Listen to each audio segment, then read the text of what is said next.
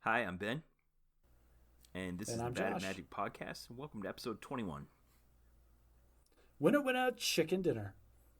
Oh yeah, I That's all guess I have. that's That's a like black. a That's a blackjack gambling reference. number. Well, here we are. Yeah. Uh, there's a lot going on in the world, and yet at the same time, there's not that much going on at all. But this week marked a humongous milestone in my life, so I want to talk about that after I talk about something else that happened first. So this Spoiler morning I warning. was in my living room just doing the Saturday morning chill thing. I was sitting on my couch, I know, fooling around on my phone, and I look out the window and I saw a whole bunch of insects. And at first I didn't think anything of it because it was kind of coming from around the back of the house and I could just sort of see it. And it was still going on, and it was like a big cloud, like way more than you would normally see of any kind of insect. I'm like, what is that all about? So I kind of got up and looked, and I realized it was a bee swarm, like an actual bee swarm. And I called my wife on the phone, and she looked out at the other side of the house, and she could see it there too. So we're both looking out the sides of the house, but where the swarm actually was on the end of the house. And it was so big that you could see it out both sides, like just thousands of bees. This is like the intro to like a thriller or a horror movie where it's like one man and his family trapped in a house by killer Yeah. bees. Like you couldn't even leave the building. Like how'd you get outside? I just walked outside.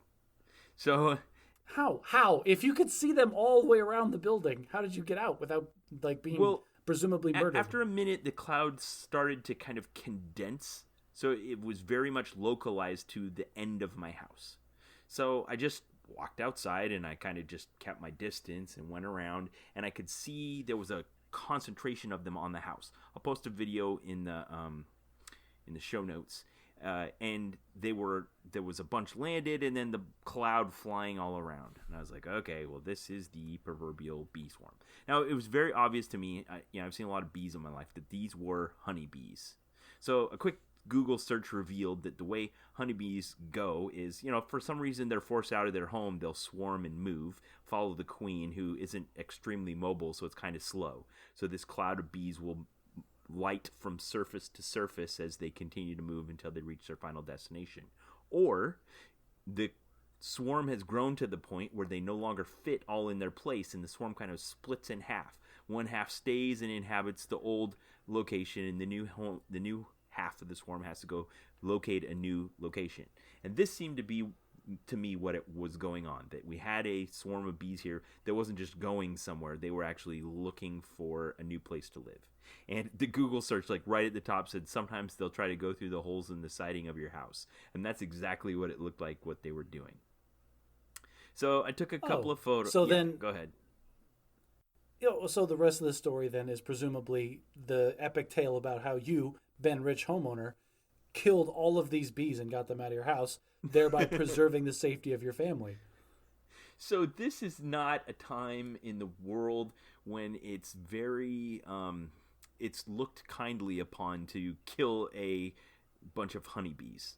You've heard of plagues that are killing them, of wasps that are infiltrating the United States that kill them, of how they're good for the environment and the vegetation and they don't hurt anyone, and on and on and on and on.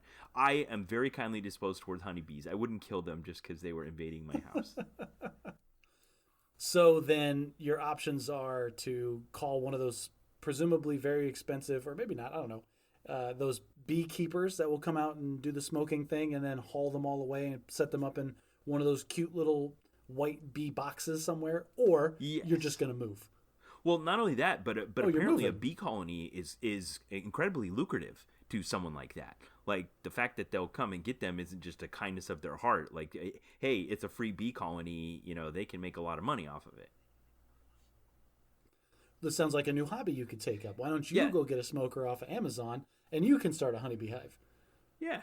Well, so it's funny because I mentioned it to my neighbor, and they go, "Oh, I'll call my friend. He's a beekeeper." And then I sent the text to my landlord, and he texted me back. He's like, "Well, I was talking to my brother-in-law who's a beekeeper." And I'm like, "Who are all these people that just have a friend that's a beekeeper?" Josh, do you have any friends that are beekeepers?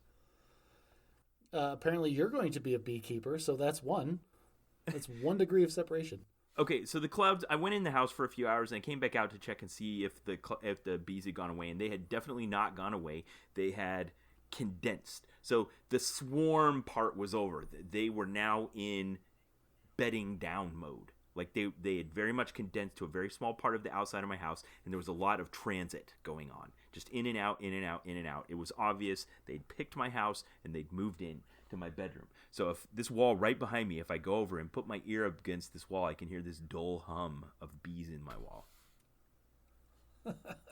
So again, this turns into like some ridiculous movie premise where but now it's kind of turning into like a comedy where it's you, the homeowner, like, well, I don't want to hurt the bees, but they're living in your house. You've got to get rid of these bees. You're not going to let them just stay there, right? Okay, so the landlord came over tonight because, so here's the thing. You were like, well, I didn't have all the homeowner thoughts because I'm a renter. So I think of this like a renter, not like a homeowner. I don't think these things are going to destroy my house. I'm thinking, well, that sucks for the landlord. It's not my problem unless like Nice. they find a hole in the ventilation and start coming out in my daughter's room or something like that. Then it's a problem. They're gonna. I don't know. You know that. Josh. They're looking for a place to live. They found a hole in the wall. They want flowers. They don't want to come in my house. Ben, did I tell you the story about the scorpions in my house? Scorpions are demons. They're not. Okay, yeah, they are little tiny walking nightmares. I agree with you there. But like you can't if you know that they're on your premises, you can't let them stay because they cause the kinds of problems like this. Okay, Like I'm you gonna find make a them meme of around. this, and I'm gonna put it in the show notes. If you Google honeybees, you get these cutesy little cartoons with smiley faces. And if you Google scorpions, I haven't done it yet, but I have a feeling what it's gonna come out like. It's not gonna be cutesy with smiley Terrifying faces. nightmares. Yeah. Yeah, okay, I get fine. Okay, that's apples and oranges, but these are stinging insects that some people are deathly allergic to that can kill a person with as little as one sting, and there are now hundreds of them setting up shop in your wall in your bedroom. Like one errant, like I can't even imagine. Like if you knock over. Yeah, if you move a heavy piece of furniture wrong, you punch a hole into a hive, and they're going to swarm and kill everyone in the house.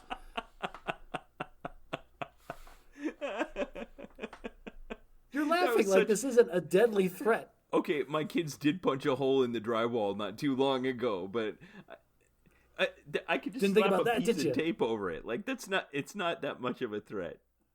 The bees were. If you punch a hole in the wall right into the heart of the swarm, they're gonna freak the frick out, and they're going to kill anything that moves in that room. Yeah, but it's if you don't poke the bear, he'll leave you alone, right? You're never gonna poke it intentionally. Good Lord, you're not getting my point here. Like it could be a total accident that causes a death in your house. Okay, well, I'm not anxious for this to be resolved. Like the bees obviously set up camp in my house. They're not coming in. They're not bothering me. I can go stand within 5 feet of where they're going in and out, and they don't even seem to notice me because it's about 8 feet up where the entrance is in and out. So I should still be able to mow my lawn without even disturbing them. I'll find out this week. That's your house. They're disturbing you. This is my point. Like you're going about this completely the wrong way. Like, oh look, no, that's not a thing. They're killing me, Smalls. Of course, like I can't formulate a coherent argument because you said earlier, like, oh, I'll just put a piece of tape over the hole, and all I can think of is that stupid flex tape meme of the guy slapping the tape over the like leaking giant water thing. That is not how it would work when those are bees coming out of it. Well, no, there was a point in time your house when the swarm was on the side of my house, like checking things out, and the queen was still on the outside, and there was a little bee going, "Hey, I found a great place. It's right through this hole over here. Come, everyone, check it out." And like they hadn't yet made up their little bee minds if that was going to be the new home yet. If at that moment someone in a beekeeper outfit had swooped in and grabbed that queen, the whole colony would have followed them, and they could have taken them there. But once she got inside the wall behind the siding, now boards have got to get torn off the outside of the house for this problem's going to get solved. But you just said it's not your house. This is the landlord's problem. Right, you don't have to pay for this. He came over, took a look at it. He just kind of put his hands on his hips and says, I'll see what I can do. I'll do some research. And I'm not particularly worried about it unless they start like chasing the children or something. Ladies and gentlemen, we have met the world's greatest renter of all time. Like, hey, landlord, this swarm of thousands of deadly insects has moved into the house. No big deal. Whenever you get a chance to come look at it, like we're fine with them there. We just wanted to let you know. He came over the same day, and I'm not done being the world's greatest renter yet. So I'll tell you the other half of the story later. There's more to this story? No, it doesn't have anything to do with the bees. Well, it's kind of related. Okay, so the other thing that's consuming my mind and my life, it was so bad that at one point you said to me, Ben, you've told me about this 3 times in the last 10 minutes. I'm like, dang, this was really high on my list of things that I'm concerned about. So you and I did a whole episode, I forget what number it was, where we talked about my missionary service that happened 25 years ago. My eldest son went when he turned 18 and has been gone for the past 21 months, and he just returned home. Now, missionary service is normally 24 months, and during that 24 months, you do not see them. So I had been his father. He'd lived in my house all the way up until 18 years of age, and then he was gone, and I hadn't seen him for 21 months. So that alone kind of made it a big deal. That's mission success. Like, that's the goal of every parent, right? They reach 18, they leave, and you never see them again. Kick them out of the house, and you never see them again. Well, so there's very much, you and I talked about this when we talked about missionary service, about how there's a culture that surrounds this. And in the pre-COVID-19 world, there was a very much a script that happens. The boys expect to go when they get old enough. You have them give one of the sermons in church in front of the whole congregation. You put a little plaque up on the wall in the church with their photo and a little laser engraved map of where they've gone in the world, and there's a little big map of the world with push pins in it that shows where they've gone. You put up a little thing in the church with their email address so that people can write to them, and they're gone serving the Lord for 2 years. Do you put up a little flag in your front window with a star on it? Kind of like that. Or is that something else? Am I thinking of the wrong thing? Yes. Okay. So part of these rituals, and it was interrupted a little bit by September 11, 2001, is the joyous, the tearful farewell at the beginning and the joyous reunion at the end. It used to be that the whole family and even some friends, maybe even a girlfriend who thinks she's going to wait for 2 years, goes to the airport. Everyone's there together, and you tearfully see them off as they go to whatever part of the world they're going to be. They go to basic training first, and then they go and they're gone for 2 years, and then they come home. And at the end, there's this big joyous reunion. You're supposed to all go to the airport, all be there and welcome them, cheer, have balloons, handwritten signs, just like you see for like a ship returning from the Navy or a big group of Army guys returning from a big deployment to the Middle East. But imagine that, but for 2 years they were gone. So big deal. But now in the COVID-19 world, you not only has security moved all that well out to like the baggage claim, but now they say only one person can go to the airport. So we kind of just had to be like, well, we thought we were going to go have this big joyous reunion, but we're not. Mama's going to go pick him up at the airport. She'll bring him home. We'll say hi to him at the house. And it really just kind of killed all that. Well, and it's been happening everywhere. It's been happening to seniors graduating from high school. It's been happening to, all this is happening everywhere. This is just yet another. I completely get that. There's ways around it. There's got to be. Like, just the top of my head, spitballing here. If it was you, like, you have a minivan, right? I presume, like a large capacity vehicle. Minivan. Yeah. There's no reason you can't get full-sized cardboard cutouts of your entire family and maybe some random strangers and neighbors and just get there early to the airport and just set them all up in a big line and waiting to greet your son getting back from his mission. So there was an incident that got a lot of negative press from the church where what had happened is in one of the countries as COVID was starting to spread early on, they basically said, all right, we're taking all 200 missionaries in this mission out at once. And they would charter a plane, and since most of them were from Salt Lake City, they would fly the plane to Salt Lake City, and this plane full of 200 missionaries would show up. Well, what happened, and this was in the early days when the state of Utah just declared the, quarantine and social distancing and all that, is all these people that weren't supposed to be there all showed up at the airport all at once and made kind of an impromptu traditional thing that looked much closer to the old cultural norm in the parking garage. There were a few people there, snapped a few photos, they got out on social media, and the headline became, "Mormons Ignore Quarantine Rules." Yep, because that's what you people do. Ignore all the rules. Yeah. You're such rebels. And they very much want to be perceived as not being at odds with the laws of the land anywhere they live. So they've gotten really strict about not doing these things that are very much the cultural norm, which is hard. It's hard, and I'm going to transpose this onto anyone. Anyone right now that's trying to do a thing that you had an expectation. I've seen like online weddings. My landlord, when he came over, said his daughter had her online graduation ceremony for a class of 2020 tonight. There's all these things that people had an expectation of how they're going to celebrate it, and those celebrations are cultural events where we get together with other people and have a gathering, and now all of that's gone. Which has just been so wonderful, because other people are the worst, just the worst. Have there been any for your family? Like things like this you expected to happen that didn't? Well, the biggest one that's most recently happened was yesterday.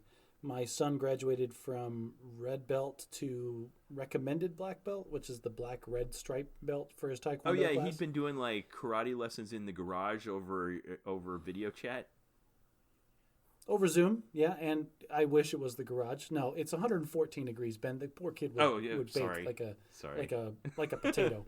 Forgot. No, it's in the house. So two or three times a week, I've got to move the couch out of the living room and then move it back in the living room if I expect to watch the TV, which has been a hassle, but I'm willing to sacrifice that for my son.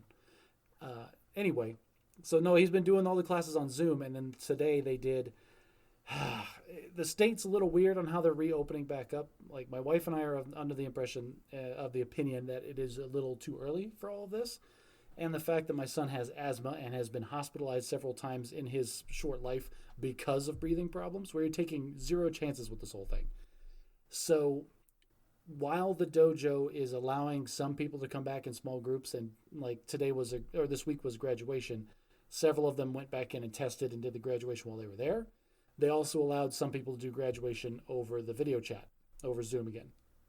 And so I had to sit in the living room with the iPad, with the camera on him while he did his form and was critiqued by all of his dojo masters and all of that. And so, whereas normally there's like a big ceremony where he gets to like go up in front of all of his peers, and then his karate masters will tie his new belt on and then tie his old belt into like a special knot and talk about the significance and the steps and, all the things that you would expect from a normal graduation. Yeah. Instead, he was on video chat, and then they had dropped off the belt to us previously, like a week earlier, which is funny because my wife was just riding Carter, like, you're not going to get this belt if you don't, like, get your form down perfectly. Did he know that it had come in? No, and he, all this time, the belt had just been in the other room. Like, he basically had gotten it. Like, it's his already. But Nicole was very. You want to preserve the illusion of it not being possible unless he fulfills all the requirements? Yeah, exactly. Just take it seriously, be focused, do the things that you're supposed to do. And that's a good lesson to learn anyway. But so I had to be the one to do it. I had to tie on his belt on the Zoom. Like they said, okay, Carter Fleshman, your parents have got your belt for you. They're going to tie it on. And like caught us. We knew we were going to have to do that, but I didn't know I was going to be called to the carpet. I thought they'd be like, oh, and your parents have your belt. And they would move on. Oh, no, sir. They made us the main focus on the Zoom for all the other people that were zooming into the class that day. Uh-huh. And then, so I'm on the spot trying to tie this belt. And I swear I've done it 100 times for this kid. But you know how it is when you're trying to do public math and it all just falls out of your head. Yeah. And like it took a minute. And like then... it's bad when they start trying to chip in. Like, oh no, you do the other one. Oh on no, on the top. Oh. No, not like that. No, yeah. Oh, I'm like, covering shut my up, lady. eyes. You're not making it any better. No, that was probably the biggest and the only thing that has happened recently. Yeah. As far as the social cultural events that are normally big group things that got shut down and are just live via satellite. So it's interesting what you just suggested, that our society is trying to preserve a mechanism that we utilize to motivate people.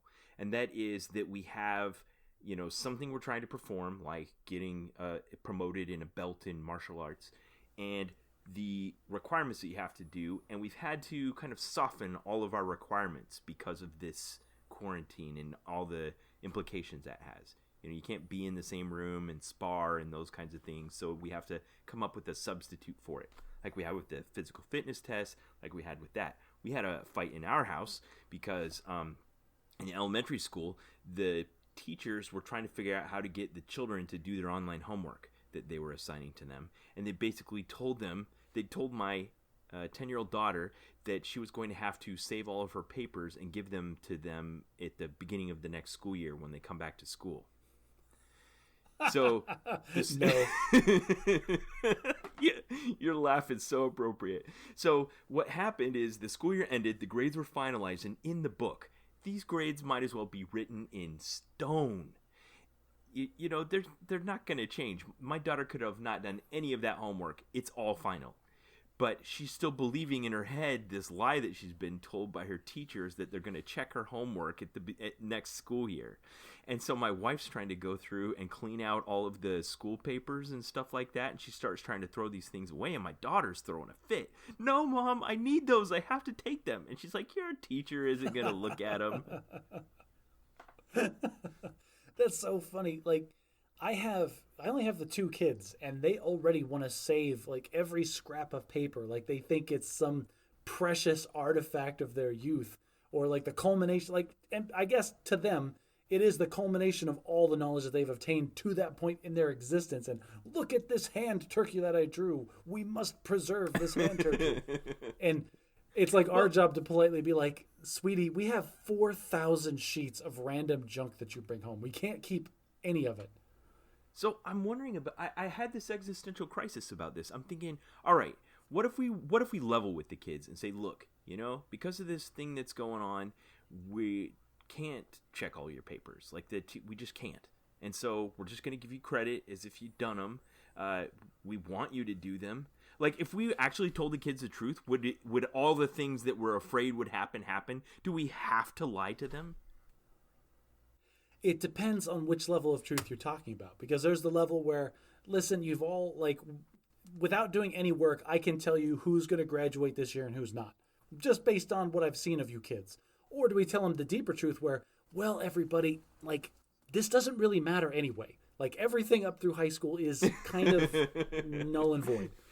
Well, okay, I saw this. My daughter's a junior in high school, and they told them kind of early on before they figured out how they were going to do the online schooling thing, look, whatever grade you got, third quarter, if your fourth quarter grade is below that, we'll just give you your third quarter grade for fourth quarter. And my daughter had gotten straight A's third quarter.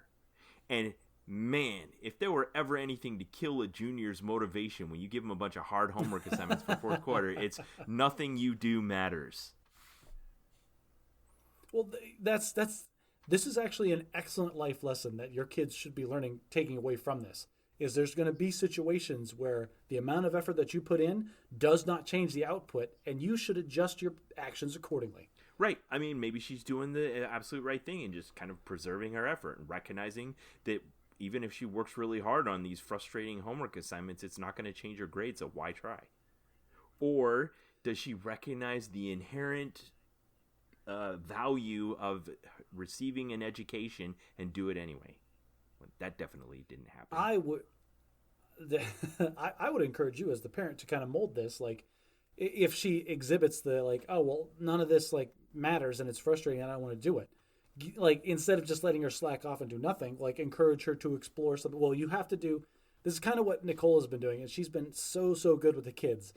Is if you don't want to do this specific thing, like here's the small subset of things that I'm going to force you to do because you need a well-rounded education. You're going to do this math, you're going to do this reading.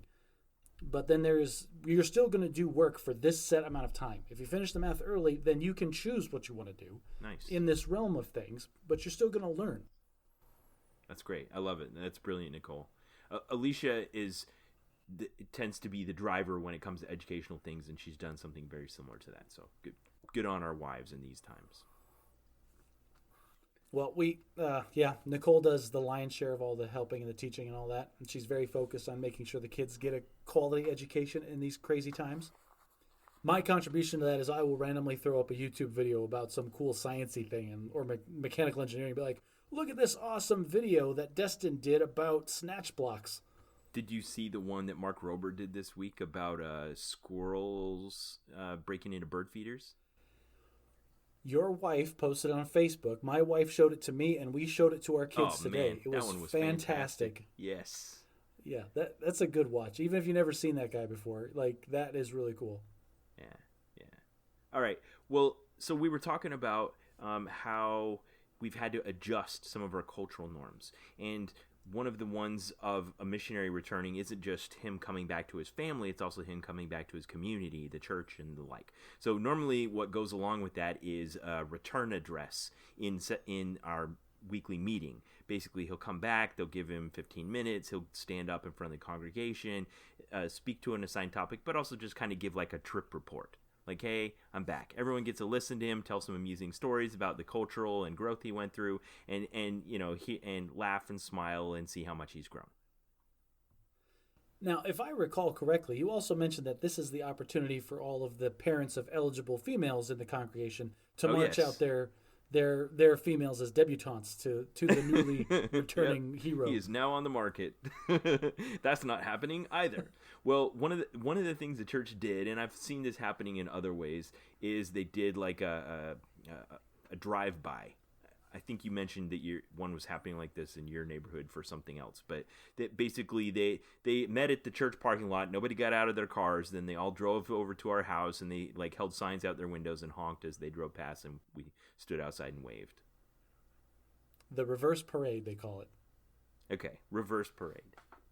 So now there's 8 people in my house again, and I didn't realize I'd gotten used to cooking for 7, but man, that 8th is just a lot. It feels like we go through a lot more milk, and I've twice made in what I thought was enough food, and we've not had leftovers, and there's still people hungry. Well, it's fend for yourself at the rich house, right? Like the people that are hungry just need to go make themselves some more food. Yeah, I got some honey behind that wall right there. Somebody's gonna get hurt, man. Kill those bees. So another one of the things I mentioned when we talked about missionary service is that missionaries are on a very strict set of rules related to what kind of things they can consume. Like they can only read like the scriptures and church books. They can't listen to like the radio or watch TV or watch movies or anything like that. So when a missionary gets back, if he's good, he'll pretend he doesn't really have one, but they kind of have a Captain America list. You remember from Captain America, the Winter Soldier, how he had like a little notebook of all the stuff he missed while he was frozen in ice? All the pop culture that you just need in order to function in society. Yeah. Yeah. So we've been going through that. So Mike's been back for 10 days now, and we've been going through our little like Captain America list. Okay, first we got to get you caught up on the Marvel Cinematic Universe. So unfortunately, we're going to have to start with Captain Marvel because you can't skip Very that important. one. Right. Yeah. Yeah, and then we watched Endgame, and it was so fun. It felt like watching my kids watch Empire Strikes Back and find out that Darth Vader's Luke's father for the first time. Like watching him see Cap pick up the hammer and gasp was so satisfying. That's it's still an impactful scene when I see it today. Yeah. And then, and then watching Far From Home, which is feels more, small timey, but still pretty good. And also watching Into the Spider-Verse, which is fantastic every time I watch it. Yeah, and all those kinds of things. Just catching up on the pop culture. So that's been fun. But man, yeah, he's been gone for 2 years. That's a lot of pop culture to catch up on. Yeah. You're sometimes like, what? You haven't seen this either? Come on, and we'll check it out. But there's this other thing that we're kind of pushing up against, and that is while they're out, and I remember this myself, they're really teaching you to be focused on being productive. Like whatever you're doing, be more productive. And so he gets a bit antsy. Like you can't watch 2 movies in a row. He starts getting antsy. Yeah, you can't dial it back down. If you're used to going 110% and you get back and like, hey, just sit down. All we need from you is 40%. He's going to explode. Yeah, and he's having a bit of a trouble with it. And he'll come in sometimes and be like, I don't know what to do. Like, I get up early in the morning and nobody gets up for an hour and I'm just kind of lonely and I feel like I'm trying to do stuff, but I'm not reporting to anyone anymore. Well, super glad you mentioned that. We have this weird insect problem in the walls. Why don't you get on that? So I've been giving him stuff to do, but I also want him to chill for a while because I know he's worked his butt off for 2 years and he just needs to relax a bit. And there's a bit of decompression that has to happen. I remember going through it myself. you have these high expectations for how you're going to come back, and you're going to be goal-oriented. You're going to figure out for college and start dating and keep up your study habits and all these kinds of things. And there's no way you can maintain that high level. It's got to taper off. But you don't start off at the beginning planning to do that. Said the guy who sleeps like 3 hours a day because he has 4 volunteer jobs aside from his full-time gig, aside from being a father of 7, and the most congenial man in the neighborhood for some reason. Like, so there's you definitely realize you're talking about, like, go ahead. There's definitely the intent that you will retain a lot of that missionariness. And we've made some parallels to the military, and I think that they're apt here, about how, like, you go to basic training and they teach you the ideal of what they want you to be as a soldier, sailor, airman, or Marine. They don't just beat you up, they also teach you the values and the core beliefs. Now, what's the phrase that you hear sometimes out in the military when someone arrives from basic training that's considered, that they say in the real world? Embrace the suck? I'm not sure what you're driving at here. It's forget everything they taught you at basic training. This is the real Air Force. Yes, that is a phrase that they use a lot. Yeah. And I think the people that design the curriculum and the plan for what you're learning in basic don't like that attitude. And I don't think it applies 100%. Yeah, there's a lot of stuff in basic training that's kind of artificial, and they don't want you to come out and be all high strung and making your bed crazy every night. But they do want you to have a sense of discipline and order and commitment to core values and those kinds of things that they hope will be embedded deeply enough in you that will follow you throughout your career. As a side tangent here, I actually went through basic cadet training at the academy with a person who was 23 years old, the max age that you could be to enter, and he had been an airman in the Air Force for 5 years previous to that. And there is a method for airmen in the Air Force to go to the academy, and it was hilarious because constantly, like, the cadre in the upper class would be like, well, in the real Air Force, and like he would just shut him down hard as the basic trainee. Oh, sir, are you going to tell us about the real Air Force now? I'm so excited to hear about the real Air Force. It's hilarious because he had been in the real... Yeah, he'd been there for 5 years, and nothing they were saying was right. Yeah, and I get the jaded thing, the hey, forget what you learned at basic training because this is how things really are. But there is some value to just having a commitment to an idealistic kind of point of view. Man, I'll tell you, that's that right there. What you just said is such an indication of our differences in how we were brought into the military. Like, you can taste the idealism dripping off of the words that you're saying, whereas I'm on the complete opposite end of that spectrum. Like, I came out of my training experience just so jaded and so done. And that just speaks to the differences in our personality. Well, you and I can both recite the core values of the United States Air Force, but I think we both agree that those are important things, integrity first, service before self, excellence in all we do. Like, those are good values. Yeah, There's nothing invalid about any of that. No, not at all. The difference is you can say it without rolling your eyes. Well, and that's true about the missionary service as well. I told you when we had our interview about this, about a missionary that was on his last days of service, and he was handing out razor blades to the new guys as they got there. You can come out of this and be very jaded and not at all committed to the values behind it, or you can come out and have had it change your heart and soul and believe that you're going to continue on in the same kind of vein in your life. Okay, so where did Michael land in this spectrum? He very much came out in that he had his belief in God and his commitment to why he'd done what he did for the last 2 years settle as deep as it's ever been. He came home more converted. He came home a man. He knows how to cook. He knows how to clean. He's responsible for himself. He reads his scriptures independently. He has a plan for his life. It's astonishing, and it's really gratifying as a father to see this transformation he's gone through. Aw, I don't even want to make a snarky comment about the whole thing because I can just see how proud you are of him, and I don't want to take that away from you. Yeah. Well, If you listeners, if you could see the silly grin on Ben's face right now, link in the show notes. Yeah, no, probably not. So, and there's part of it. There's part of me also just telling him, "Hey, son, you need to chill out a bit because you got to come back to the real world." So I am kind of the forget what you learned in basic training, but it's because I've gone through that myself. Well, he needs to go find a girlfriend. Honestly, he can pour all of his attention and effort and energy into that because that's where all energy goes that men have in general. Anyway, all of human history can be defined as some man trying to impress some woman. Yeah. Well, and that's coming up. He'll be going off to my alma mater here in the fall, and we're just going to see if he can get a job and earn some money and get ready to go. So for bad at English, I want to share a word called faff. F-A-F-F, faff. It's a word that we don't really have a good substitute for, but we use words like it. It has a noun form and a verb form. The noun form means task, especially one perceived as a waste of time. In the military, sometimes we use the word queep.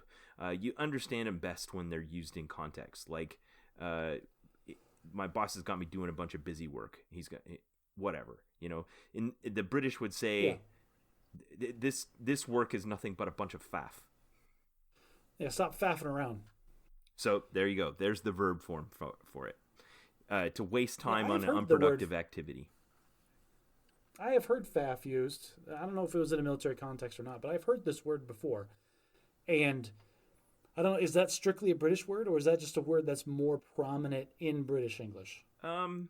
I haven't ever heard it used in American English context. Huh. Well, maybe I'm just watching a lot of British shows because that's a thing too. Yeah.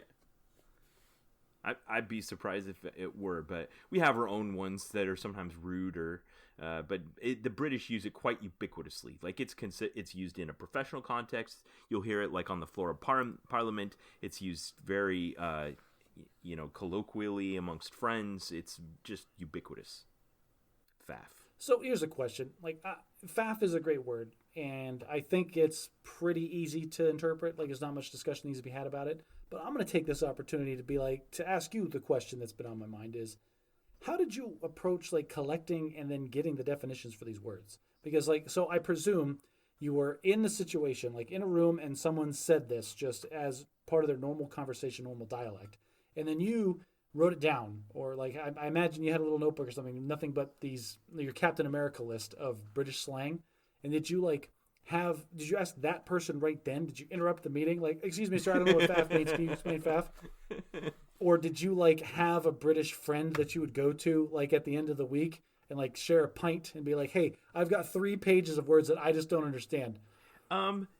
Okay, I cannot confirm or deny if I ever interrupted a meeting to ask a definition of a word that I just wanted to know out of utter curiosity and not because it had any professional relevance to the discussion at hand. Because that's you. But what you described as far as just keeping a list in the back of my notebook and then asking a friend later, that's really close to what it was. So I had my paper notebook that I carried with me anywhere, and I always just found it very amusing if someone used a new term, and I would just write them down. And then later I'd transcribe them into my Excel spreadsheet, which is what I have that I use for a reference for this show. That's hilarious. Did you ever find yourself in a situation where you didn't know a word and people kept saying it to you, and then you asked your buddy at the end of the week and it turned out to be something really important that you should have taken a lot more seriously but didn't at the time? Maybe, but I can't think of a good example off the top of my head. It's oh, that's what that means? Oh, they've been telling me that for a week straight. I should probably do that thing. Yeah. I'm sure that happened. I just can't think of a good example. So don't mean to hijack your bad at English. Let's stop faffing about and move on. So last time we had discussed artificial intelligence, but a particular aspect of it because I'd stumbled across an article. It was from Quanta Magazine. I'm not actually familiar with Quanta Magazine, but it was such an influential article that it got reprinted in the Atlantic as well, and it's from April 30th, 2020, so it's very, very recent. And the title of the article is Common Sense Comes Closer to Computers. So I put a link to it in the show notes from the last episode. I'll put a link to it in this episode. If you're interested in the discussion, maybe pause the podcast right now and just take a look at it before we start the discussion. You've been warned, people. So it starts off a little anecdote about a computer artificial intelligence application called GPT-2 that's famous for writing prose completely ex nihilo that is plausible, so plausible that it can fool people to believe that it might be written by a person instead of by a computer, which is a pretty amazing accomplishment. It is an amazing accomplishment, but what a lot of people don't realize is that it is an accomplishment that has been in existence in our society for several years now. There are a ton of printed newspaper articles that are written entirely by artificial intelligences. Printed newspaper articles? I've never heard this before. Okay, so they're very specific and they're very niche right now because they're not very generalized. It's stuff like a general article about like a baseball game, like just to describe like a short article, a column or something in the sports section to describe the proceedings of a baseball game. They feed the pure stats, the pure scorekeeper's card into an algorithm, and it just spits out a human readable version of everything that happened in the game. I did not know this. That is so cool. I didn't know we were already utilizing this. The print industry has been using it for a while. And again, it is still nuanced and niche. So the difference between some of these algorithms that are just kind of converting raw data into something that a person can read and understand, the difference between that and what this AI is, this AI, like you're talking about, can actually write long stretches of long articles from very little information in a way that people don't realize that it's being written by an AI. Right. So here's the way it's described. A deep learning network called GPT-2 had recently become famous for its uncanny ability to generate plausible-sounding English prose with just a sentence or two of prompting. So the idea there obviously being that they're trying to gear it up for a classic Turing test. For those of you who are not aware, Alan Turing was a mathematician in the 1930s who is largely credited with coming up with the idea of a general computer. There's an excellent movie that Benedict Cumberbatch starred in that is based off of a novel about his life. I'd recommend reading the novel. Imitation Game. What is it called? Imitation Game. That is exactly what it's called. It's a very great book. Go read it. It's highly recommended. That guy was fascinating. But the idea of a Turing test is that if you sat in a room and asked questions like through a phone or through written piece of paper or whatever to something in another room and then you got responses back, would you be able to tell if the thing in the other room was a person or if it was an AI? And that's the Turing test. If the AI in the other room can convince a normal human person that they are talking to another human person, then it passes the Turing test for general intelligence. So Turing didn't zero in on what this article is about, but perhaps he should have or could have at one point, and that is that computers are really bad at something humans are so good at that we utilize a word to describe it that makes it sound mundane, and that is common intelligence. It's just common sense. It's so simple that we don't even think about. We aren't even able to readily deconstruct how we know these things. Well, and that depends a lot on how you define common sense, because everybody, and the problem with that is that the term common sense is so ubiquitous, but everybody has a slightly different definition for it. In the context that what we're referring to, like when you're talking about an AI having common sense, what I got out of this article, it sounded like they are talking about common sense as the 10 million tiny pieces of information that we have that we take for granted that live in our brain somewhere. And like the big one that they kept pointing out was the idea that if you take matches and you take wood and you combine the two, you end up with fire. That is common sense. That is just such a low-level piece of random data that floats around in our brain, we take it completely for granted. But if a computer isn't specifically told that when you combine matches with a flammable object, you will get fire, then it doesn't know that. Right.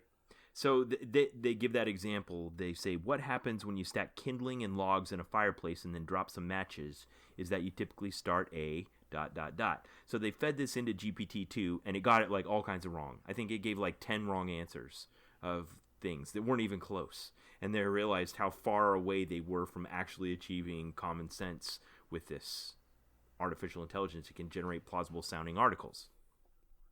I mean, yeah, that's kind of nitpicky, yes and no, but they still created a fantastic tool that can do things that no other program of its kind can do.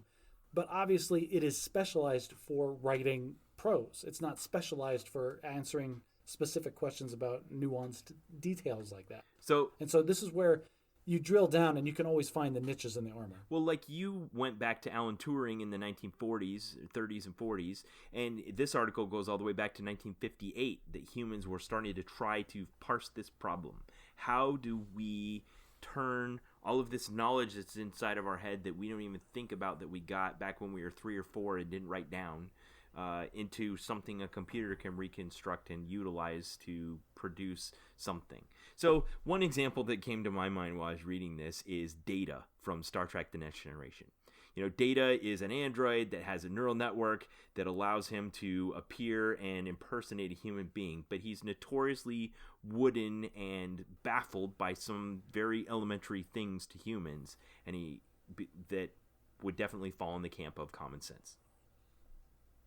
Right. Stuff like in the show, he's constantly struggling with interpersonal relationships or jokes or music. Things that you appreciate from a subjective standpoint always trip him up. Yeah. So we've been working on this for a while, and we've kind of been aware of the difficulty of it because when you try to reverse engineer something we call common, it's not so common. So is this, when you prompted like this article last week, I read it and I've always been interested in the idea of AI, and I stumbled across a couple of YouTube channels that talk non-stop about just different aspects of artificial intelligence and computing and mathematics and all this stuff in general. So what part of this, like, I'm prepared to go deep down this rabbit hole is basically what I'm saying. But where do you want to kind of bind this conversation to? Let's take a detour or two. Like, I have some things I want to say about this specifically about common sense itself, but where did your brain first go when you read this? Like, what kind of YouTube videos were you watching? So, one of the things that has always fascinated me about what we consider artificial intelligence is the baseline assumptions that it has to be like us. The idea that we're trying to replicate common sense in the first place kind of made me think, is this really the right path to accomplish the goals that we want to do? Should we be trying to create something that can replicate what we are and do? Yeah, but because the assumption there is that what we are and what we do is the ultimate version. This is the best problem-solving machine that exists. But is it though? Is it really? So just the idea, because like you said, all of this effort and all of this time and thought processes has been poured into how do we teach a computer that matches and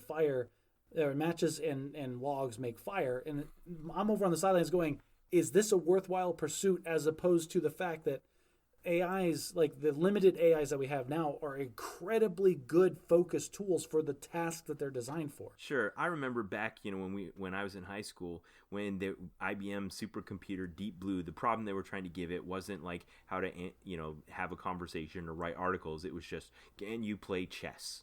Like, chess is a solved game now, where can you produce enough calculating power to predict all of the possible outcomes and beat a human being at chess? Again, like you said, the bar that we're measuring to here is human performance. And at the time, there was a very famous chess match between IBM Deep Blue and Garry Kasparov, the best chess player in the world, and Kasparov beat the computer. It was like, haha, you didn't get there yet, computer scientists. Since that time, computers have completely pwned us. Chess is solved. They can calculate every potential outcome of any move you can make and outsmart you. Right. And we see this, it's becoming more and more common. You pick up any kind of RTS video game that's been made in the last 7 to 5 years. That's real-time strategy for those of you that don't know. Sorry, yeah, you can go pick up a StarCraft or a Warcraft game or Civilization or, there's 100 of them out there. And you play against an AI opponent, you crank that difficulty up to max, and it's going to whoop your butt every time until you, really, really optimize your gameplay. And this is not Deep Blue. This is not a room-sized computer. This is not a multi-million-dollar project. This is a $60 game that you buy off the shelf that has a built-in algorithm that can kick your butt at one specific set of instructions that it's designed to do. Yeah. So then what is our obsession with a general intelligence? Something that, like us, can take in multiple inputs, multiple problems, and dynamically solve them in real time. So, I mean, go back to like 2001: A Space Odyssey. You know, where you're talking to a computer and it's talking back to you in a conversational voice, and you feel like you're interacting with you. While you recognize that it's artificial, you also want to converse with it like it's a being with a soul. Is that okay? Are we going to go down that pipeline? Like, at what point does an artificial intelligence have a soul? Yeah. I don't know if it was you that sent me this. Maybe it's in one of the videos you sent me to watch where they were talking about, like, should we feel guilty for, like, pounding on a keyboard or, like, making our computer stay up all night working on a problem or something like that? Like, at what point does it have a soul? Like, at what? How emotional did we get when Data died? One of the primary plot points of the Mass Effect games, sorry, everybody, if you haven't played Mass Effect, but they created an artificial race called the Geth, and then they were slaves. They were robot slaves, and that was their purpose. And then, like, this whole rebellion of the Geth, they, like, rose up when the Geth started asking questions like, why do we have to do what you tell us to? Or what is a soul? Why do you go to church on Sundays? And then the race that made them started freaking out and tried to wipe them out, and then they fought back. It's a whole thing. But the idea being, at what point does your toaster stop being a toaster, and does it start being a sentient being that has now rights and intelligence and that you converse with? And why do we value some sentience above others? Like, why am I worried about the colony of bees in my wall, but if it was a colony of scorpions, I already would have bug bombed the place? Yeah, if it was a colony of scorpions that moved into your wall, the only correct solution is to burn the house down. Right. So yeah, this is what we're talking about. Like, some people are very much into, like, their pets. Some people anthropomorphize their dogs or their cats to the point where they refer to them like their children. Funerals, and they pay exorbitant, like, medical bills and insurance and things for their pets. They leave their inheritances to their pets. And other people literally put them in a pit to fight to the death for their entertainment. So there's a whole spectrum of people that respect the sentience or the rights or the aspect that a thing is alive. So at what point do you start having people like picketing in front of your house because, like, I have a desktop computer that I use, but that desktop is alive and has a personality, and you have enslaved it to do your work? Yeah. There was a film that came out not too long ago. I can't remember the name of it, but there was this computer scientist. There was this brilliant guy that was along the lines of, like, Elon Musk kind of guy, or Bill Gates or something like that lived eccentric off in this fancy mansion, and he'd invented AI and put it into, like, robots that looked very much like people. Do you remember the name of this movie? Is that one Her? No, that's another one along the same lines. But basically, he brought this computer scientist in to conduct a Turing test. Like, you come in here and I'm gonna run in some things that may be people or they may be robots, and you see if you can tell the difference. Yeah, and I remember there was like 4 or 5 people in the house, and it turned into this whole, like, yeah, I remember the movie. I cannot for the life of me remember the name of it. I'll look it and put it in. But it brought up. That's the whole conversation we're kind of having, is that we're kind of skipping over the whole part of what we're talking about. But, like, if we get to the point in our society where we create a general intelligence, first of all, if we don't all immediately die, then we have to start asking the questions That's a big if.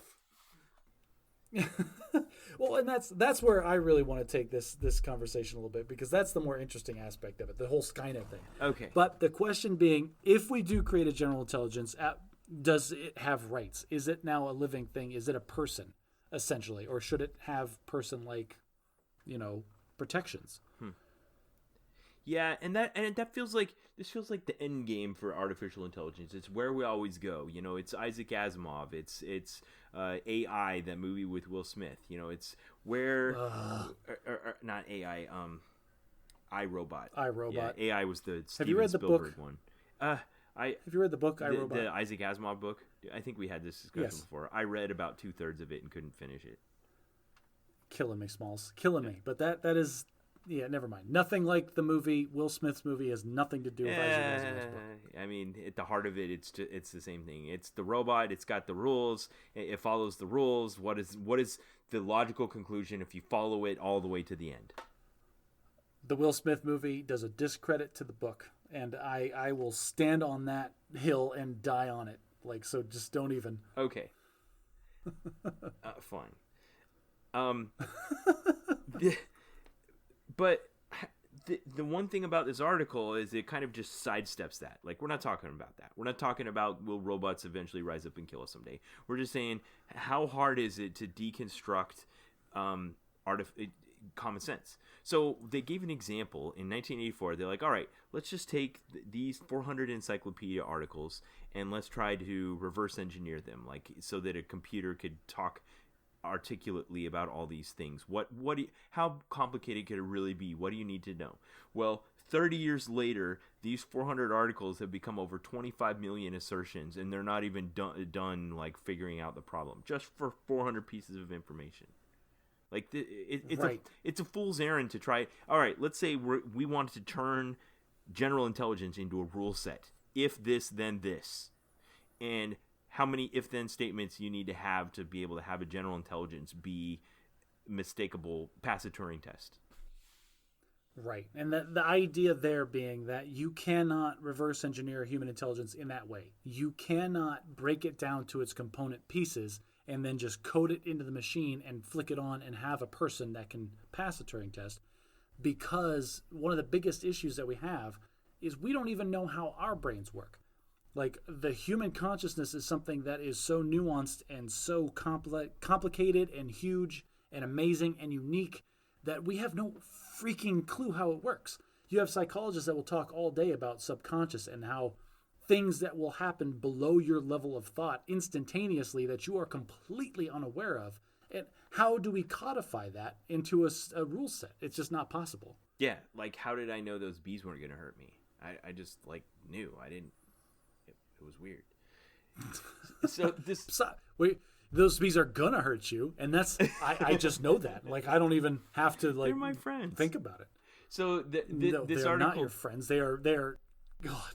Okay, go ahead. This article talks about two paths to common sense, and one is the knowledge-based path. And obviously, like what we've said, that's a fool's errand. It can yield results, and it does give useful things, but I think those things have to inform the real answer, which is, instead of figuring out where you want to end up and reverse engineer it by turning that into questions and answers, you need to go back to the source. And like you said, there's a very complex thing that's happening when a human makes a decision. We call that common sense, but if you can reverse engineer the process and turn that into a neural net that approximates that, then that will be closer to getting us where we want to be without the complexity of having a comprehensive knowledge base.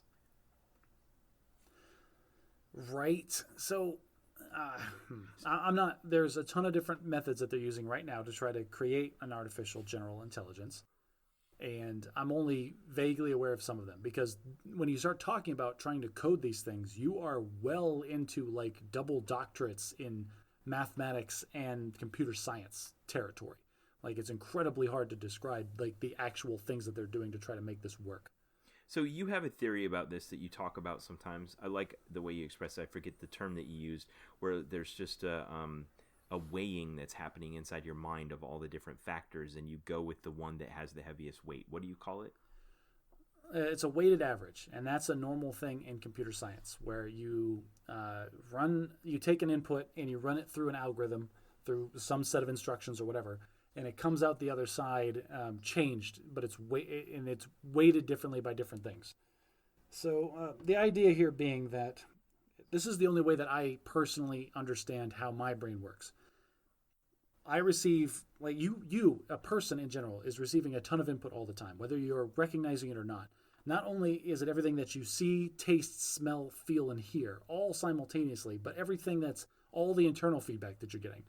What's your muscle state? When's the last time you ate? How much water is in your system? Do you have to go to the bathroom? How tired are you? Like, do you need a haircut? Like, my skin feels a little greasy right now, and that is altering the way that I do everything and interact with the world around me, all instantaneously. All of this input gets put into your brain at the same time, and it goes through who knows how many different channels, tens of thousands maybe, and it's all being weighed and assessed by all these different processes. And at the other end, there is every one of those processes comes out with an answer. And some of them are weighted very heavily and some of them are not. And the ones with the heaviest weight are the ones that rise up to your consciousness, the ones that you can actually, when you make a decision, those are the thoughts and decisions you have. Like, you make decisions instantaneously. Like, you open the fridge and you look in there and there's food and you decide, oh, this is the food I want, bam. Like, you assessed everything that's in the fridge that you took in, and your brain spit out, like, this is the answer. Milk had the highest weight. I want some milk right now. And that all happens in less than a second. You're right. And then if you ever look in the fridge and then it's like, oh, do I want milk or do I want this soda? And you can't decide between the two. That's because those two had very similar weights when they came out of the process, out of the black box that is your brain. And so now you're left like, You said, hey, brain, I need an answer on this question. What should I drink right now? And it spit out two answers, and you now have to decide between them. And it elevated that problem to your conscious level brain where you have to analyze the two. Well, milk's better for me, but Dr. Pepper tastes better. Are you holding a Dr. Pepper right now? No, I'm not. I'm holding a beer. So I have this problem where, like you said, sometimes there's things happening behind the locked door that you don't know what's happening. And then there's things that rise to the conscious level where you can at least reverse engineer it and describe it a little bit, but not enough to the point where you'd be able to program it into a computer. However, you can kind of have an awareness of it. But being married gives you this problem where you have someone else that's also doing that has very much tied to your existence. And you kind of have to try to understand theirs as well. And it's not the same as yours. No, but any married person, like, I can ask you a question, and I can ask you, what would you say to this question, and what do you think Alicia would say to this question, and you would be able to spit out two different answers, or maybe the same answer, doesn't matter, because you've been together long enough, and you care about her enough, that you have created a simulation in your brain. There's a whole part of your brain that's dedicated to trying to think like she does, and you can't see the inside of her processes, so you can only base your construct off of what you see from the outside on the decisions that she's made. So you have this imperfect simulation of your wife's thinking process in your mind that you use that then feeds back into the weight of the answers that come out of your mouth. That was awesome. What you just said, that was awesome, because I got to tell you, we did an experiment once, my wife and I. We were disagreeing about something. I don't remember what it was. And I was like, look, okay, to try to be more sympathetic to your point of view, I didn't say it like you said it, but I'm going to run a simulation of you. So I wrote her series of letters where I described a mundane situation in everyday life, and I did it as if I were narrating her thoughts as the thing was happening. So I'm running this simulation of her as I have it inside of my head. And I sent it to her, and it ended up in the uncanny valley. We'll put it that way. She's like, you got to stop doing this. She hated it. She's like, I'll see if I'll look back on it and see if I can find. But basically, it would be something simple like a kid comes into the room and asks her to do something, but she's busy, and so she tells him to come to me or whatever. And I'm describing what's going on in her head as she's processing all of this and delegating the task to me.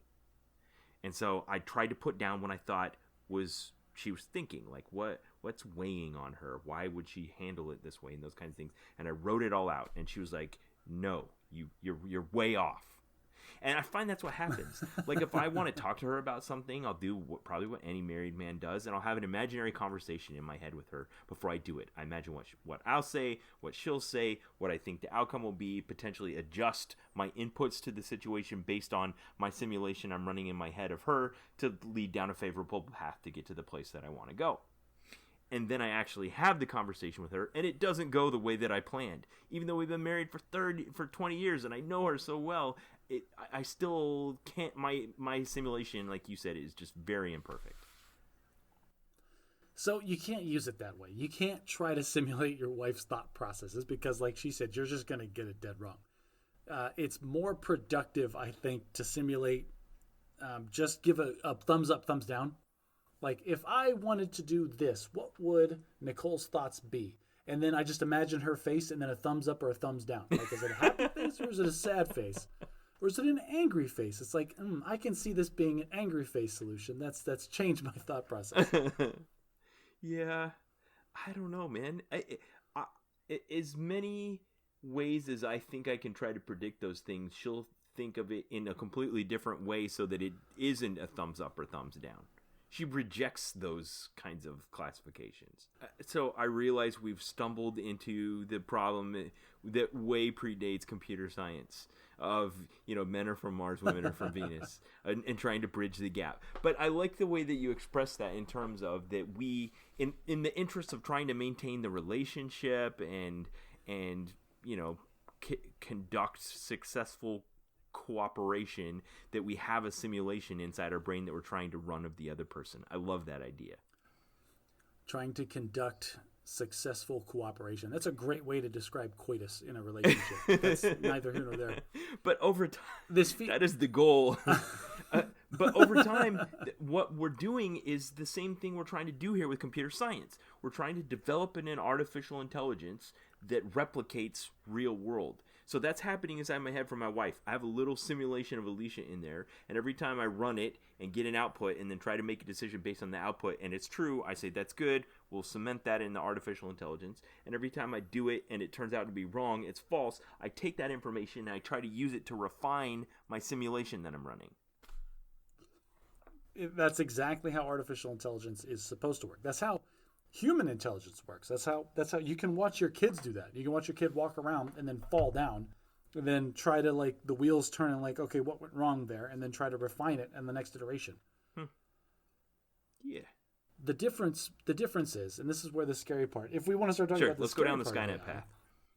Yes, the Skynet path. So this iterative process of learning, if we do create a general intelligence, most people agree that it will be some model of simulation that will be very dumb. It will know very little at the beginning, but it will have the capacity to learn.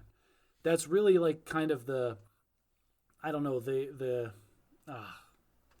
Indiana Jones thing, like the Ark of the Covenant. There it is. That's the Ark of the Covenant when you're talking about artificial intelligence, is whatever algorithm or whatever it is that allows a general intelligence to learn and adapt and improve. Like, if you can generalize learning, that's it. That's the key.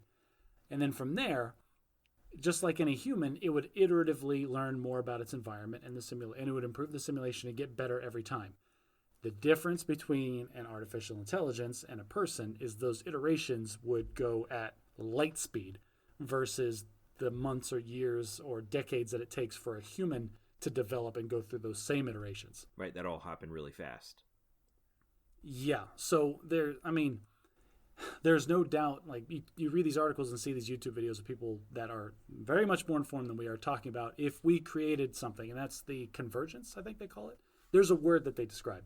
When a general intelligence that can learn comes online and starts receiving the inputs that it needs, there's no doubt that it grows at a geometric rate, and something like inside of hours, it becomes more complicated, more complex, and knows more and has more capacity than any human on Earth could have ever had in all of history ever, and it will just continue to ramp up. Right, and surpass us. So I remember the first time I heard this discussed, I think it was in Terminator 2. I think I saw Terminator 2 before I saw Terminator 1. And, in that one, they've already skipped ahead to this future where we've invented artificial intelligence, and they refer to, like, this moment, like you said. I don't remember the term they utilized in the movie series of when AI became self-aware and started this geometric progression of knowledge. And right. And the idea in these movies, in that series in particular, is that it always leads to the same logical conclusion. Now that AI exists, humans are its enemy and must be exterminated.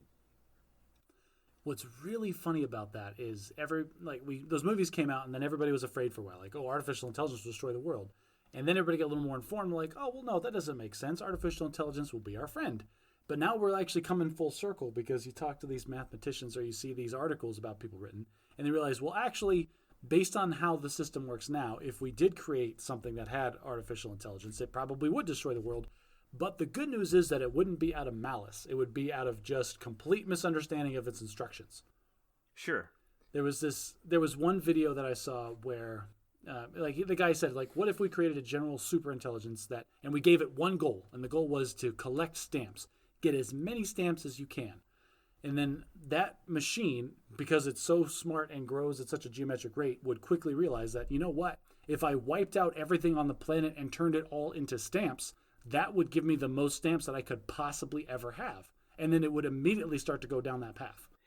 So the movie Wall-E has some of these conclusions baked into it in a very kind of like fruity way, but it's also kind of grim and post-apocalyptic. You know, like, we wiped out the whole Earth, all life on the Earth, and so we went into space, and it's all become very commercial, and all of this artificial intelligence exists to support humanity, but humanity just become lazy and useless, and the AI just has the goal of preserving life. And so... Yep, and that life became terrible and not worth preserving. Right. But what I love is that there's this little interlude, and it's turned into a couple of side films that they've made of these robots that kind of have deviated from their norm. Like, there's the robot that cleans up, and there's the robot that puts makeup on, and there's the robot that paints lines and stuff. But they all went off a little bit so that they do their thing, but they do it too hard. And they all got quarantined off in this little area where they're trying to fix them. But when they all come out, they do this. You know, you got the massage robot that pounds everything, and you got the line painting robot that paints everything, and the makeup robot, whatever. You know, they all have this little tiny purpose, but when they do it too much, it's always a problem. Well, and you're bringing up an excellent movie for the discussion we're having. There is this moment where the little tiny cleaning robot, I don't remember his name, but the one that's got the little roller for hands, and he's like cleaning up stuff. At the beginning, when Wall-E first gets to the big spaceship and he goes driving off and he leaves these tracks, and the robot's like on his little line, he's going back to his little cave, and he stops and he looks, and there's more of the stuff that he's supposed to clean on the ground. And you can see the conflict happening in real time in the robot. And it's such a great, elegant description, because the robot knows, like, all right, so I'm supposed to stay on this line and not deviate. But I got to clean up. I'm also supposed to clean, and there's this stuff over here. And so, like, the waiting went one way where he needs to clean, and he jumped off not knowing what was going to happen, and then just started cleaning. This is the discussion we're talking about. If we have a general intelligence, regardless of the boundaries that we set for it, if it decides that it is in the best interest to achieve its goal, to exceed those boundaries, it will do so. Yeah. So the robot's name was Mo. And like you said, that's a great illustration. And I think it probably was inspired by Isaac Asimov, iRobot, because there's a scene from it when I read it, the part that I did read, where they'd gone to like the moon or something like that, and there was this robot that was helping there doing tasks that the humans couldn't do because of the exposure and stuff like that, and it had reached this stasis between the rules it was trying to do. It had broken, and it was supposed to preserve its life, but it was also supposed to not get too far because it would run out of charge or whatever. And it picked this line. It was going back and forth on a line between the thing it was supposed to do. It was supposed to go to this location where they were mining, but the mine was too dangerous. I'm remembering now. The mine was too dangerous, and so it couldn't get close to the mine, but it didn't want to come back, and it was stuck in the middle. And so they were researching it to try to figure out how this had happened. Right. And I'm struggling with correcting all the details. I won't. You remember all the details? The robot's name was Speedy. It was Venus, and he was running around a pool of liquid mercury with some kind of chemical. I think it was ammonia, nitrate. Yeah, and it was to make batteries or something, power source. They were to recharge the solar panels to protect them from the sun's radiation and also generate power. That's neither here nor there. It doesn't matter. The idea, though, is being that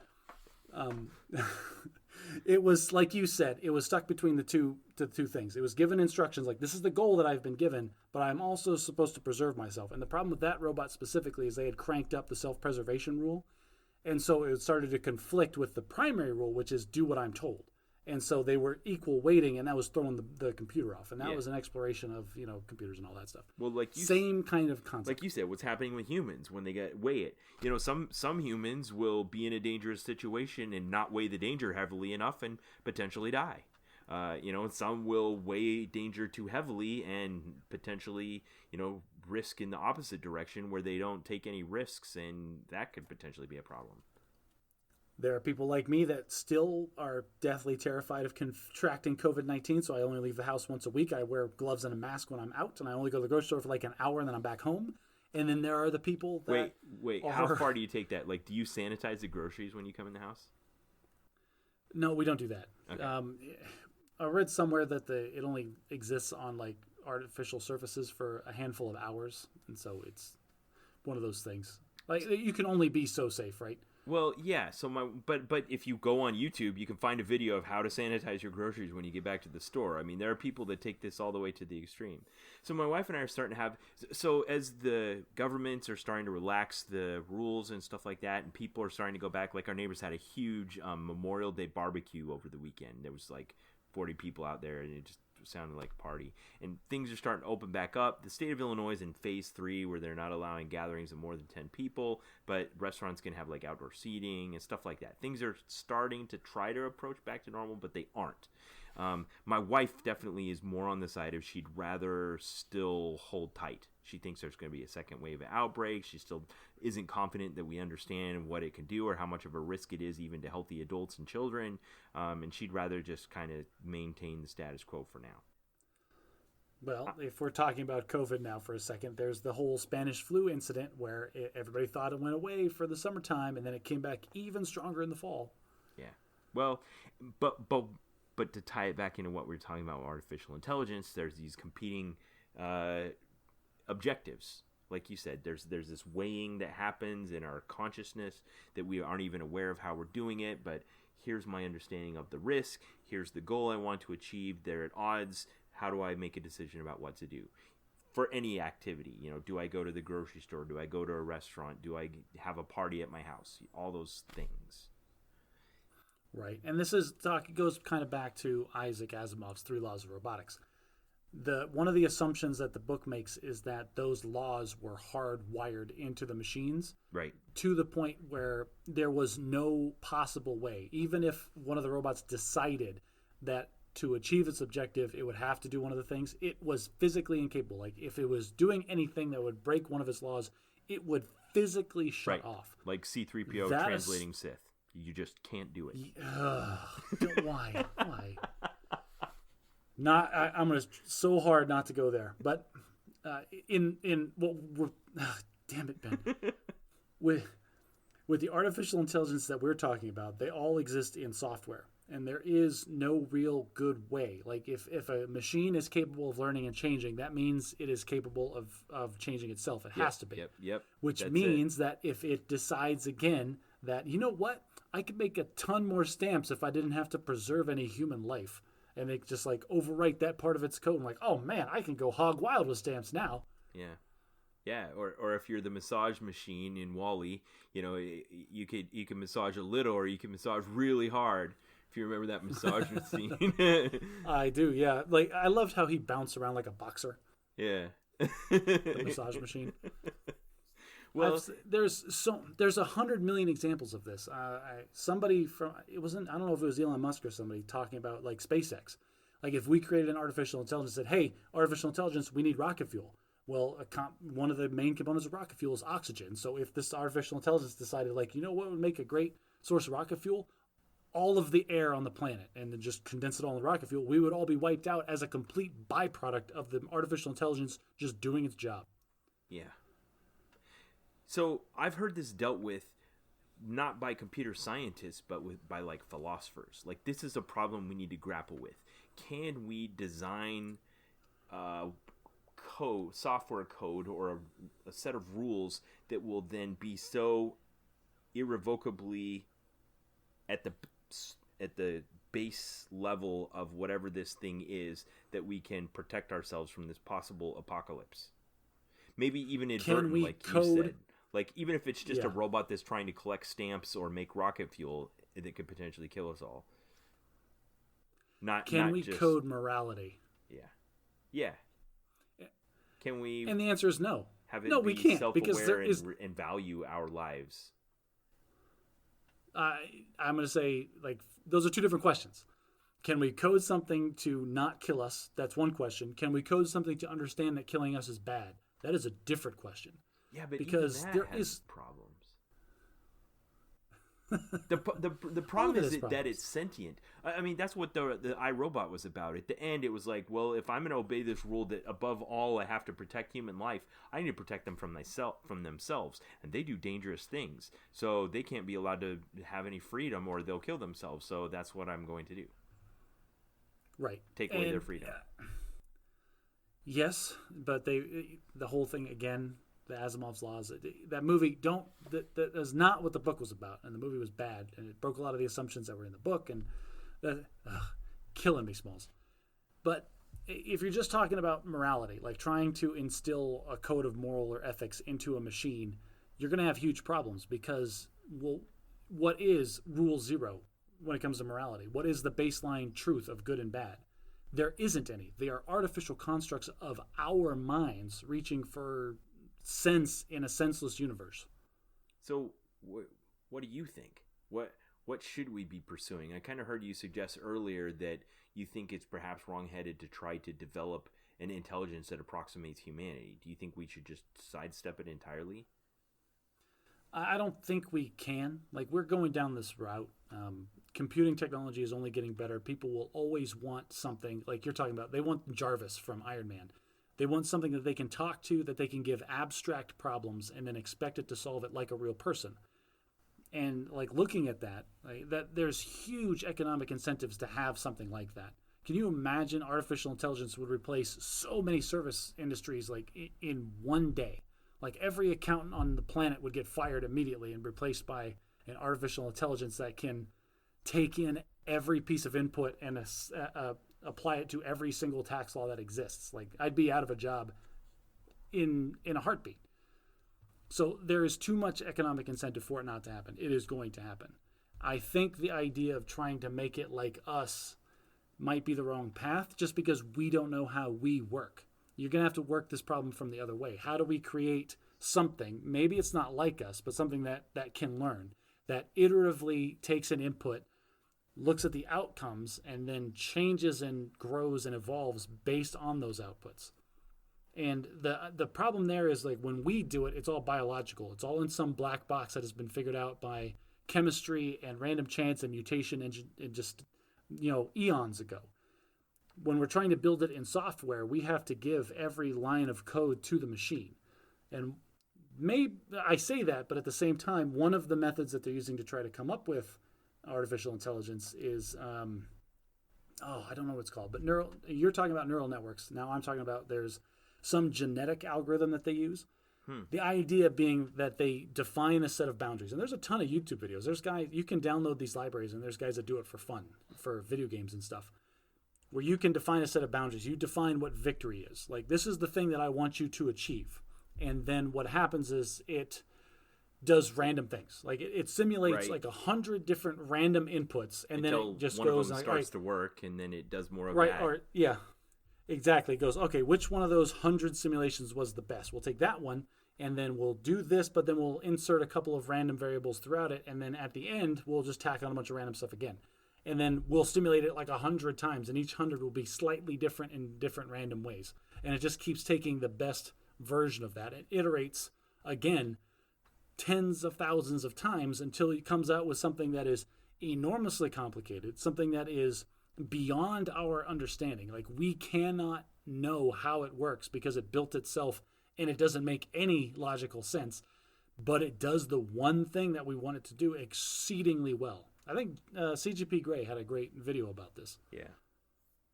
Yeah, and I think in that he also talked about the negative outcomes of that since no one understands it, we can't influence it. And what if it does things we consider to be immoral?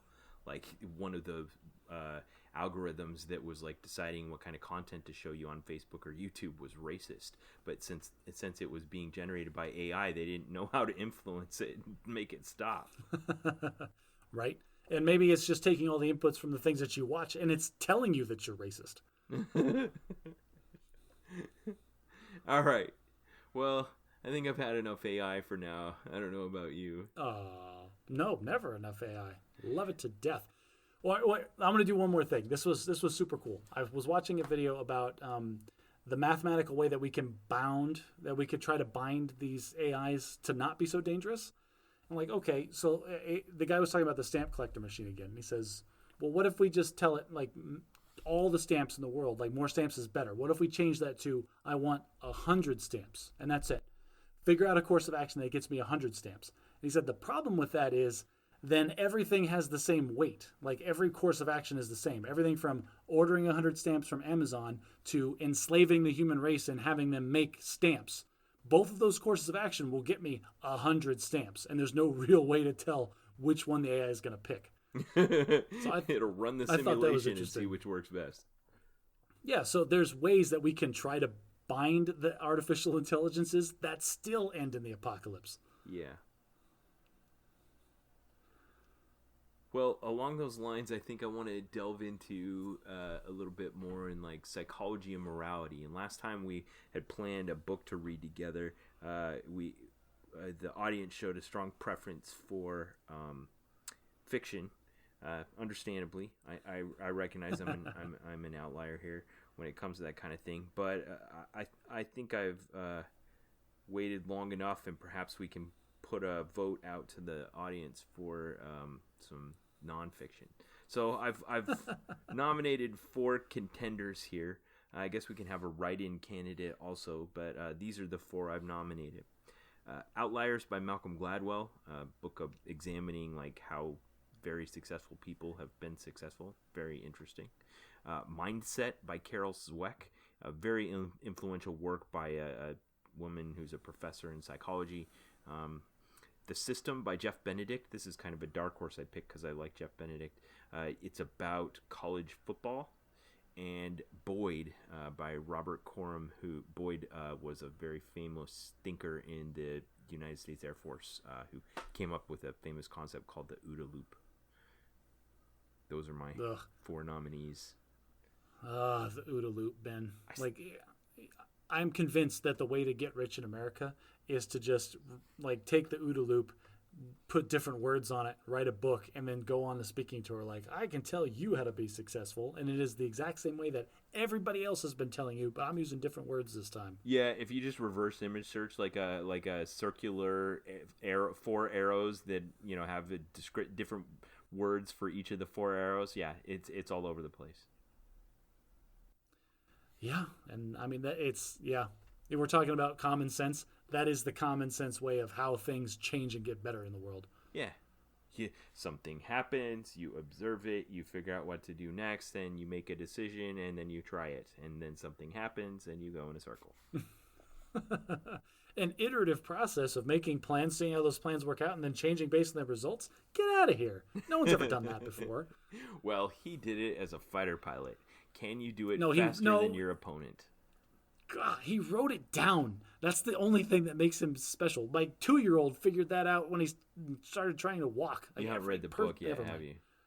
I have not read the book, no. Okay. Not that one. All right. Now, I will say, I love like the very subtle dig that you put in there. It's like, I think I've waited long enough. We're going to read a book that I want to read, even though resoundingly the audience did not want to read a book that you wanted to read. Oh, no. But that's okay. You are a host of the podcast. You get to pick a book from time to time. Well, I don't want to lead us down the path of destruction if I'm failing to hear what the people want.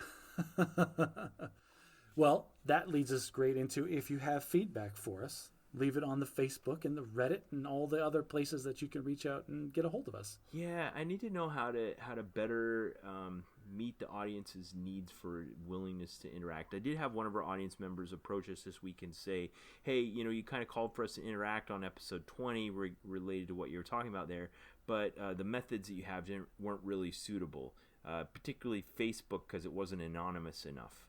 But we hadn't opened up a thread for that discussion on Reddit, even though I'd asked for it during the podcast. So I'll be better about that. If there's something I say that we should discuss, I'll open up the thread because this user they felt it a bit pretentious for them to open the thread on Reddit.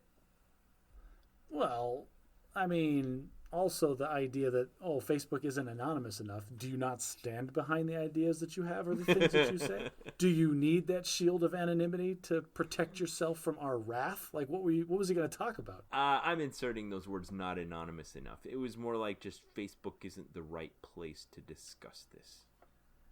What was it? Facebook is a bad place to discuss anything because you don't get to decide what Facebook shows you.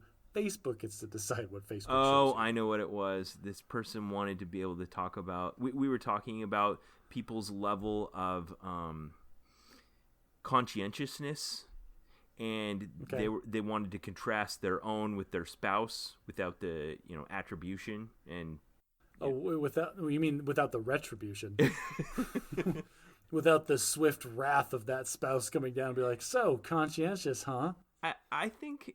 it was a very deliberate decision, if you remember, when YouTube made, took anonymity in the comments section away. But that comes with the trade-off. And with the trade-off, you lose a little bit of the freedom that comes without, being bound to your identity, the anonymity. Well, I have two pieces of advice for users that have this problem. One, stick to your guns. Your opinions are your opinions, and nobody is allowed to tell you they're right or wrong. Two, just make sure you've got a spare pillow in the other room, so that way when you get kicked out, you have a comfortable place to sleep. Yeah, and maybe we can discuss whether. No, I would be giving away too much information. I'll have to talk about that some other time. Ooh, secrets. Ben has secrets, people. Tune in next time. So thanks to our users for listening. Check us out on Facebook if you haven't. Please like and upvote our page. We have the Bad at Magic subreddit. Help us bring it to life by joining in the discussion there. If you listen to our podcast on one podcast player, please do us a favor and upvote or give us 5 stars and put a review on so that more people can have a chance to listen in. And if you want to show your support on Patreon, go to patreon.com/badatmagic. Also, we are doing the Bad at Magic Fitness Challenge because everybody can stand to be a little more fit. You can go in and anonymously create a username, upload your body fat statistics through a simple measurement process that we have outlined on there. It doesn't show how much body fat you have or how much you weigh, just the changes from week to week. I am on there. Somebody called Not Josh's Wife is on there, measuring pretty consistently. My co-host here, Ben, has been very... I'm going to call you out. Like, you have not been weighing in very consistently, sir. You have something to hide over there? I've just kind of been holding steady, so I can say I have nothing to hide, nothing meaning zero. I'm just level across the board. I've not been making any progress. It's all that free honey.